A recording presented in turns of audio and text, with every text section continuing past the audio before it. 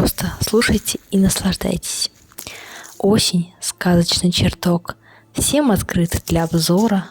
Просеки лесных дорог, заглядевшиеся в озера, как на выставке картин, залы, залы, залы, залы, вязов есень, осин, позолоте небывалой. Липы обруч золотой, как венец новобрачный, лик березы под фатой, подвенечный и прозрачный. Как бы сказала мудрая волшебница, осень — это не тление, дитя мое. Осень — это огонь в очаге мира. Она не гасит нашу жизнь, а призывает все живое собраться вокруг тихого пламени, чтобы сжечь листву и согреть корни зимой.